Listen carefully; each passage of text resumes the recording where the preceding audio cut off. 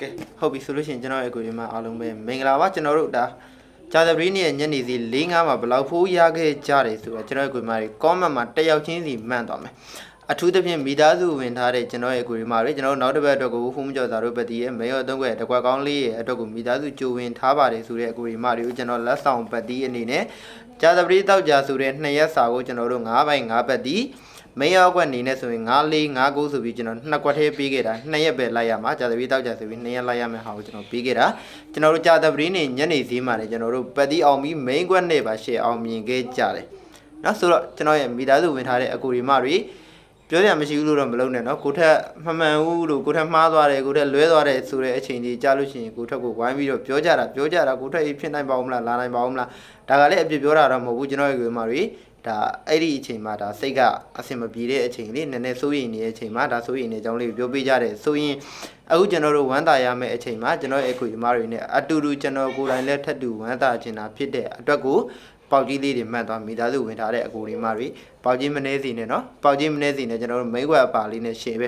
ကျန်ခဲ့တဲ့တစ်ပတ်မှာတော့ကျွန်တော်တို့ကမိန်းကွက်မပါခဲ့ဘူးဒါကျွန်တော်တို့ပတ်တီးလေးနဲ့ပဲအောင်ပွဲခံနိုင်ခဲ့ကြတာနော်ဒါလက်ဆောင်ပဲရှိသေးတယ်နော်ဒါလက်ဆောင်ပဲရှိသေးတယ်ကျွန်တော်ရဲ့အကူကြီးအမားတွေဒါဆိုတော့ကျွန်တော်တို့တကယ်ဆော့ရမှာကနောက်တစ်ပတ်မှာလာမှာနော်နောက်တစ်ပတ်မှာတော့ဒါမိသားစုဝင်ထားတဲ့အကူကြီးအမားတွေအနေနဲ့ကပြောစရာတခုရှိတယ်ကျွန်တော်တို့ဟိုးမကျော်ဆိုပေမဲ့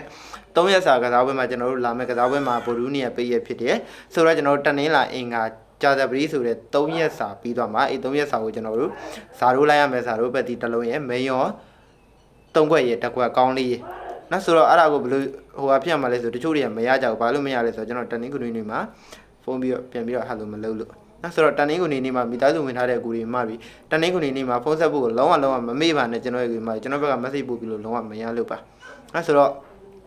နားလည်ပြီးမယ်ထင်ပါတယ်ဆိုတော့ကျွန်တော်တို့ဒါနေ့ရက်တွေအနေနဲ့ဆိုရင်လည်းကျွန်တော်တို့ဒီကနေ့ဂျာသပရီးနေ့မှာကျွန်တော်တို့ရဲ့လုံးပိုင်ပတ်တီး4ပိုင်4ပတ်တီးနေ့နဲ့ထပ်ပြီးတော့အောင်ပွဲခံနိုင်ခဲ့ကြတယ်နော်ဆိုတော့ကျွန်တော်ရှေ့ရက်ဒီမှာ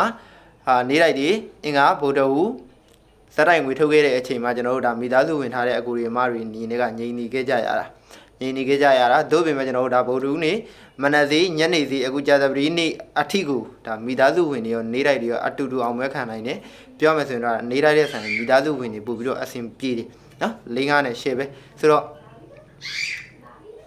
့နှစ်ဖက်မျက်တတာပဲတွားတယ်နော်ဒါပေမဲ့ဟိုပြောလို့တော့မရဘူးပေါ့နေလိုက်တဲ့တော့မိသားစုဝင်ကပို့ပြီးတော့အမျက်ကြံပါပဲနော်ဒါကတော့ပြောလို့မရဘူးဘာလို့လဲဆိုတော့ဒါသူတို့ကပတ်စံအကုန်ခံပြီးတော့မိသားစုဝင်ထားရတာလေဒါကြောင့်ဆိုတော့ဒါသူတို့ကတော့ပို့ပြီးတော့အမျက်ကြံပါပေါ့ဟုတ်တယ်မလားဆိုတော့မိသားစုဝင်ထားတဲ့ကိုဒီမတွေဘလောက်ဖိုးရတယ်ဆိုတာမဖြစ်မနေမှန်သွားပြီနော်ဘလောက်ဖိုးရတယ်ဆိုတာမဖြစ်မနေမှန်သွားပြီဆိုတော့ကျွန်တော်တို့နောက်ဆုံးရက်ကိုတွားမှာနော်တောက်ကြနေ့ကိုရောက်လာခဲ့ပြီဆိုတော့တောက်ကြနေ့မှာကျွန်တော်တို့အဘူးမဖြစ်မနေထည့်လိုက်ပါအဘူးမဖြစ်မနေထည့်လိုက်ပါမယ်ကျွန်တော်ရဲ့အကြိုက်ဆုံးအဘူး3ခွက်ကိုလည်းရွေးထုတ်ပေးထားတယ်ကျွန်တော်ဒီတစ်ပတ်မှာအဘူးနဲ့ပြန်ကြရှိရဲလို့ကျွန်တော်ပြောခဲ့ပြီးသားနော်အဘူးကိုကျွန်တော်ဗိုလ်ရူးနဲ့ညနေဈေးတွေကနေပြီးတော့စပြီးတော့လိုက်လာတာဖြစ်တဲ့အတွက်ကိုကျွန်တော်ဂျာသပရီးနေ့မှာအဘူးကျွန်တော်ထည့်ပြောမလို့ပဲလုံးဝမေ့သွားတာမနေ့ကတော့နော်ဒါကြောင့်မလို့အဘူးအထည့်မပြောပြလိုက်ဘူးဒီကနေ့တောက်ကြနေ့မှာတော့ကျွန်တော်အဘူးကိုတေချာပြောပြပေးသွားမယ်နော်ကျွန်တော်ရဲ့အကြိုက်ဆုံးအပူ3ခွက်ကျွန်တော်နောက်ဆုံးရက်ပဲရှိရလေဗျာတောက်ကြနေ့နောက်ဆုံးကစားပွဲလေးမှာကျွန်တော်အပူကိုမပြည့်မနေလေးတော့ထည့်ပြီးတော့စော်ကစားပေးရမယ်နော်အရန်ကြိုက်တယ်ဆိုရဲကိုဒီမာရီကလည်းဒါထီထီမီမီစောအရန်မကြိုက်ဘူးဆိုရဲကိုဒီမာရီအနေနဲ့ကလည်းဒါအရန်အနေနဲ့တော့ဒါအပူလေးကိုထည့်ပြီးတော့စော့ပါအဲဆိုတော့ကျွန်တော်ကြံရက်တော့ကိုနေတိုင်းမစော့ချင်ဘူးကျွန်တော်တောက်ကြနေ့တော့ကိုနေတိုင်းမစော့ချင်ဘူးဖော်မူလာပဲစော့ချင်တယ်ဆိုရဲကိုဒီမာရီဘာစော့လို့ရမလဲနော်ကျွန်တော်ဒီတစ်ပတ်စာဖော်မူလာပေးခဲ့တာလည်းအကုန်ထွက်သွားပြီနော်ကျွန်တော်9.38အခွေထွက်သွားပြီကျွန်တော်တစ်ပတ်စာကိုလည်းတစ်ပတ်စာအနေနဲ့ဆိုရင်လည်းဒါကျွန်တော်တို့6 breakနော်6 break ပြီးခဲ့တာ6 break လည်းထွက်သွားပြီနော်9 break ဒီညနေမှလည်းထွက်သွားတာဆိုတော့ပြီးတော့ကျွန်တော်တို့ကေဘောက်လိုက်တဲ့ကိုဒီမတွေအနေနဲ့ကေဘောက်ကျန်2ရက်ကိုဒါဗိုလ်ရူးကြပြီးတောက်ကြဆိုတဲ့3ရက်တွင်305ပတ်တီနှလုံးနဲ့တစ်လုံးမဖြစ်မနေဆင်းပါမယ်လို့ကျွန်တော်ပြောခဲ့ပြီးသားဆိုတော့5ပတ်တီဆင်းပြီးသွားပြီနော်ဆိုတော့ပေးခဲ့သမျှအကုန်ထွက်ပြီးသွားပြီဆိုတော့ကျွန်တော်ရဲ့ကိုဒီမတွေနဲ့ကျန်ရက်ကိုဘာဆက်လောက်ရမှာလဲဆိုရင်ကေဘောက်အနေနဲ့9 3ပတ်တီမှာကျွန်တော်ပြောတယ်မိန်ကွက်မပါဘူးဆိုရင်9 3ညကနှလုံးစလုံးလာမှာနော်ဆိုတော့မိန်ကွက်မပါဘူးအခုလောလောဆယ်ကျွန်တော်တို့ဒါကေဘောက်မိန်ကွက်50 5ဘူး3ညဘူးဆိုတဲ့3ခွက်က3ခွက်လုံးမစင်းသေးဘူးဖြစ်တဲ့တော့ကိုမနေ့ပြင်မှာ3ညပတ်တီဆက်လိုက်လို့ရတယ်ကေဘောက်လိုက်တဲ့ကိုဒီမှာတွေ3ညပတ်တီဆက်လိုက်မယ်ပြီးမင်းရော3ခွက်နဲ့3ညပတ်တီရဲ့ကျွန်တော်တို့3ည5 3ည5ဘူး3ညဘူးဆိုတဲ့ main 3ခွက်နဲ့ကေဘောက်ပတ်တီနဲ့ကိုဒါဖုန်လာဆော့တယ်ဆိုတဲ့ကိုဒီမှာတွေအနေနဲ့ကေဘောက်ကိုဆက်လိုက်လို့ရတယ်3ညပတ်တီနဲ့ကျွန်တော်ပြောရနော်ပတ်တီကတော့မဖြစ်မနေဆော့ရမှာနော်ကေဘောက်ဆိုဒီမှာပတ်တီဆော့ကိုဆော့ရမှာကျွန်တော်ဒီမှာမဆော့ချင်မဲ့ကျွန်တော် main အောက်ခွက်နဲ့တော့လွယ်လွယ်လေးလိုချင်လို့တော့မရဘူးပဲရမှမလွယ်ဘူး နော်ကျွန်တော်လက်ရှာရတာမလွယ်ဘူးကျွန်တော်အမြဲတမ်းပြောရကျွန်တော်ရဲ့မာရီအတွက်ကိုကျွန်တော်ဒီနေရာဒီအချိန်လေးထိရောက်လာအောင်လို့ကျွန်တော်လည်းအများကြီးကြိုးစားယူခဲ့ရတာနော်ကျွန်တော်တို့ဆိုတာသူများရင်နဲ့တော့မတူကြိုးစားရတာပို့ပြီးတော့ဟိုအခက်အခဲတွေအများကြီးရှိခဲ့တာဆိုတော့ဟိုအဓိကအကြောင်းပြချက်ကတော့အသက်ငယ်တာပေါ့ဗျာအသက်ငယ်တော့ဒီမှာဒီကောင်ခလေးလေးပါဆိုပြီးတော့ဘယ်သူမှမယုံကျင်ကြဘူးနော်အဲ့ဒီမယုံတဲ့အချိန်တွေကနေပြီးတော့ကျွန်တော်ဒီအချိန်တွေရောက်အောင်တော်တော်လေးကြိုးစားယူခဲ့ရတာနော်နာမည်တစ်ခုရဖို့ဆိုတာလွယ်တာမဟုတ်ဘူးကျွန်တော်ကိုမှကျွန်တော်အရှင်းဆုံးပြောတာပဲနော်ကျွန်တော်ဘာကောင်းမှမဟုတ်ရင်ကျွန်တော်ကိုမှကျွန်တော်ဘာကိစ္စယုံရမှာလဲဟုတ်တယ်မလားကျွန်တော်ဘာကောင်းမှမဟုတ်ရင်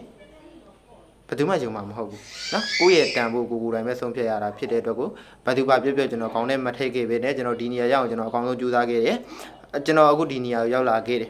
အောင်မြင်နေပြီလို့ပြောတာမဟုတ်ဘူးเนาะကျွန်တော်အောင်မြင်နေတာမဟုတ်ဘူးသို့ပေမဲ့ကျွန်တော်အဲ့ဒါနာမည်တစ်ခုနေရာတစ်ခုရထားပြီးသွားပြီတို့ဖြစ်တဲ့အတွက်ကိုကျွန်တော်ရဲ့ကွေမတွေအနေနဲ့ကျွန်တော်ကိုဒါယုံကြည်တယ်ဆိုတဲ့အကူတွေရဲ့မတွေကလည်းကျွန်တော်ရဲ့ကွေမတွေကျွန်တော်ယုံကြည်အောင်လို့အရှိမကြိုးစားပေးခဲ့တာတွေရှိခဲ့လို့ပဲဆိုတော့ဘာပဲပြောပြော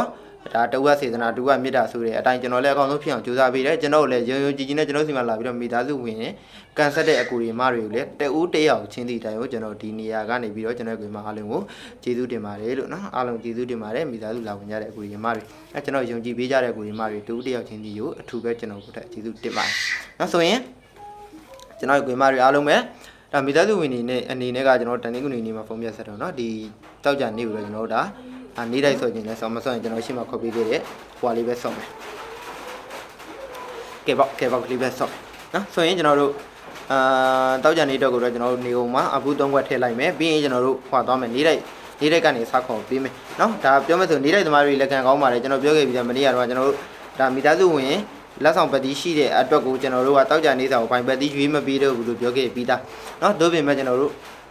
ဂျာသပရီးနေမှာကျွန်တော်တို့ရဲ့လက်ဆောင်ပတ်တီးကထွက်သွားပြီဖြစ်တဲ့အတွက်ကိုနေလိုက်တွေအနေနဲ့လည်းဒါတောက်ကြနေမှာကျွန်တော်ဘိုင်ပတ်တီးတစ်လုံးထပ်ပြီးတော့ရွေးထုတ်ပြီးတော့အောင်မှာပါဆိုတော့နေလိုက်သမားတွေလက်ခံကောင်းတယ်လို့ပြောရမယ်ပေါ့နော်ဆိုတော့အားလုံးပဲခံကောင်းကြပါတယ်ဆိုရင်ကျွန်တော်တို့တောက်ကြနေကုန်ပေါ့နော်9ရက်8လ2000နဲ့မှ26တောက်ကြနေကုန်မှာကျွန်တော်တို့35ဝန်းကျိမှာကျွန်တော်ရဲ့အကြိုက်ဆုံးဒီတောက်ကြနေကုန်မှာ35ဝန်းကျိမှာဒီမှာမေးရရှိတယ်ကျွန်တော်ဖုန်းဆက်ပြီးတော့မေးကြတဲ့သူတွေလည်းတော်တော်များတယ်နော်ဒါမနက်တော့ဆိုတာမိသားစုဝင်နေကျွန်တော်မေးရဲ့အကူတွေမတွေများတယ်ကျွန်တော်တို့ဒါ946ကြီးတစ်စုံပြောက်နေတာနော်946ဆိုတဲ့ကြီးတစ်စုံပြောက်နေတဲ့နေရာမှာဆရာကြီးဟလာမောင်လေးတူလေးညီလေးအကိုတို့ကတော့ဒီပတ်တီကိုလူလိုက်မိနေတယ်တော်တော်များများတော့၄ကိုလိုက်တဲ့သူများတယ်ကျွန်တော်ဖုန်းဆက်တဲ့အချိန်မှာပြောပါလေကျွန်တော်ပြောတဲ့အချိန်မှာ၄ကိုလိုက်တဲ့သူကတော်တော်များတယ်ဆိုတော့မေးတဲ့သူတိုင်းကိုလည်းကျွန်တော်ပြောခဲ့တယ်၄နဲ့9ကိုလိုက်တဲ့သူကများတာနောက်အဲ့မှာကျွန်တော်၄ကိုမေးတယ်ညီလေးမောင်လေးဆရာကြီးပေါ့ကြာသပတေးနေ့မှာ၄ကအဆင်ပြေပါမလားလာနိုင်မှ၄ကိုလိုက်တာတော်တော်ရှုံးနေပြီဆိုတော့ကိုကြီးမလေးကျွန်တော်တခွန်းနဲ့ပဲပြောခဲ့တယ်၄ကိုဆက်လိုက်ပါလိုက်လို့ရပါတယ်၄ဒီဂျာသပရီးနေမှာတကယ်အားကောင်းပါတယ်လို့ကျွန်တော်ပြောခဲ့ပြီးသားနေတိုင်းမှာလည်းကျွန်တော်၄ပိုင်ပြီးခဲ့တာဆိုတော့အခုကကြံကန်တန်းကကျွန်တော်တို့နှလုံးရှိမယ်6ကိုနှလုံးရှိတယ်ဆိုတော့အဲ့ဒီ6ကိုနှလုံးမှာဂျာတောက်ကြံလေးကိုရောက်လာခဲ့ပြီဖြစ်တဲ့အတွက်ကိုဘယ်တစ်လုံးလာမှလဲဆိုရင်ကျွန်တော်အတိအကျကြီးတော့ရွေးမပေးခြင်းဘူးကျွန်တော်ရဲ့ကိုယ်မတွေအနေနဲ့ကိုမိသားစုဝင်ထားတဲ့ကိုကန်ဆက်ထားတယ်ဆိုရဲကိုရဲ့ဆရာသမားတွေစီမှာအကြံဉာဏ်တောင်းကြည့်ပါဘာဆက်လုပ်ရမယ်ဆိုတာကိုလေကျွန်တော်တို့တောက်ကြနေမှာဆက်လိုက်တင်လားနားလိုက်တင်လားဆိုတာကိုကြံဉာဏ်တောင်းကြည့်ပါကျွန်တော်အကြိုက်ကိုတော့ကျွန်တော်ပြောပါဆိုရင်တော့ကျွန်တော်ကတော့ရှင်းတယ်6ခုနှလုံးတွေကတော့တစ်လုံးလာလိမ့်မယ်နှလုံးစလုံးတော့မပြောက်ဘူးတစ်လုံးလာလိမ့်မယ်အဲ့ဒီ6ခုနှလုံးထဲမှာတစ်လုံးလာပါဆိုရင်တော့ကျွန်တော်ကတော့9ကိုတော့ပို့ပြီးတော့သဘောကျတယ်9ကိုပို့ပြီးတော့သဘောကျတယ်ဒါပေမဲ့ကျွန်တော်ပြီးမယ်ထဲမှာ9လည်းမပါဘူး6လည်းမပါဘူးတစ်လုံးမှမထည့်တာဘူးဘာကြောင့်မထည့်တာလဲဆိုကြံကန်တိုင်းဖြစ်တဲ့အတွက်ကျွန်တော်ပြောနေကြတဲ့အတိုင်းပဲကြံကန်တိုင်းနေရရန်အနေများတယ်နော်ဆိုတော့နားလိမ့်မှာပါကိုမိသားစုဝင်ထားတဲ့ကန်ဆက်ထားတဲ့ဆိုရဲကိုမရီစီမာတီတီချာချာလေးဒါတိုင်မင်ကြည့်ပါနော်ဘာဆက်လုပ်တင်လဲဆိုတာကိုတိုင်မင်ကြည့်ကြပါဆိုရင်နေတိုက်ကိုသွားမယ်နေတိုက်နေလဲဆိုရင်ကျွန်တော်တို့တောက်ကြနေကိုကျွန်တော်ရဲ့အကြိုက်ဆုံးဝမ်းချင်းဒီ35ဝမ်းချင်းပါအဲ့ဒီ35ဝမ်းချင်းမှာဒါကျွန်တော်ရဲ့အကြိုက်ဆုံးဗိုင်ဘက်ဒီလေးတစ်လုံးနဲ့ရွေးထုတ်ပေးထားတယ်ပြီးရင်ကျွန်တော်တို့ကမင်းရော6ခွက်ထိပ်ကလည်းတစ်ခွက်ကောင်းပါမယ်ဘရိတ်လည်းပါမယ်နော်ဒီကနေ့ဒါဂျာသပရီးနေ့မှာဆိုရင်ကျွန်တော်ရွေးထုတ်ပေးခဲ့တာအကုန်လုံးကတော့ပါတာပဲနော်ကျွန်တော်မနေ့သီးမှာ138ကီးကခွေထွက်သွားတာခွေထွက်သွားပြီးညနေသီးမှာဝမ်းချင်းကကျွန်တော်ဘိုင်ဘက်သီး4ဘိုင်4ဘက်သီးရကောက်ဆင်းချလာတော့အဲ့လိုမတွဲမိတော့ဖြစ်သွားတယ်ဗျာမတွဲမိတော့ကျွန်တော်ဘရိတ်လည်းမထိတော့ဘူးမိတ်ကွက်လည်းမပါတော့ဘူးဘိုင်ဘက်သီးတီးတန်ရမယ်ညနေသီးမှာမနေ့သီးမှာဆိုရင်တော့ဒါကီးခွေပဲထိသွားတယ်ဒီလိုဖြစ်သွားအမှန်ဆိုတွဲလာမှာအဲ့ကျွန်တော်တို့ဒါမနေ့တည်းကဒါ43တို့41တို့လာလို့ရတယ်34တို့32တို့လာလို့ရတယ်မနေ့ကလည်း31နဲ့ရက်သွားကျွန်တော်က32ကိုတက်ပါစီလို့ဆူတောင်းတာမတက်တော့ဘူးအဲ့ဆိုတော့အဲ့လိုဖြစ်သွားတယ်ပေါ့နော်ဒါတောက်ကြနေမှာတော့အကောင်းဆုံးဖြစ်အောင်ကျွန်တော်ကြိုးစားပေးထားပါတယ် ဆိုရင်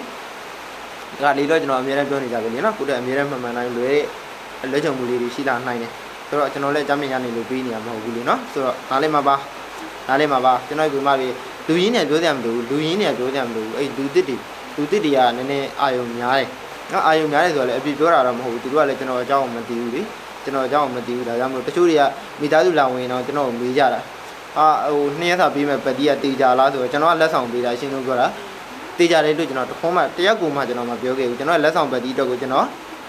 အကောင်းဆုံးဖြစ်အောင်ကြိုးစားပေးတာလေအာမခံလားမမေးနဲ့အာမလုံးဝမခံဘူးထွက်ယူမထွက်မယူနဲ့ကျွန်တော်ပြောတာရှင်းလေးနော်အဲ့ဒါကိုမှကျွန်တော်ယုံကြည်လို့လာဝင်နေဆိုတဲ့ကိုတွေမှပဲအခုပန်နပဲရှိပြီးတယ်ကျွန်တော်တို့လက်ဆောင်ပတ်တီးနဲ့ရလာခဲ့ကြတာ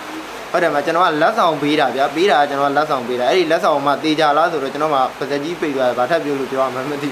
ဆိုတော့ဒီလိုလေးတွေတော့ရှိတယ်တေးကြလားမမီးနဲ့တူတီလောကမှာတေးကြတယ်ဆိုတာဘာမှမရှိဘူးနော်တေးကြတယ်ဒါတေးကြတယ်လို့ပြောနေတဲ့ကောင်တွေအဲ့ဒါထားလိုက်ပါတော့ပြောရင်ဒါတွေပြောရင်ဒေါ်တွေပါတယ်ပေါ့နော်ဒါတွေပြောရင်ဒေါ်တွေပါတယ်ဆိုတော့ကိုတက်မပြောတော့3 ဝန်းချင်းကနန်းလေးစားခုံပြီးတော့မယ်နော်3 ဝန်းချင်းကျွန်တော်တို့ဗာကြီးနဲ့ကပ်မယ်ဆိုရင်လည်းတောက်ကြနေကုန်မှာကျွန်တော်ရဲ့အကြိုက်ဆုံးမှာဆိုတဲ့ဂီတီ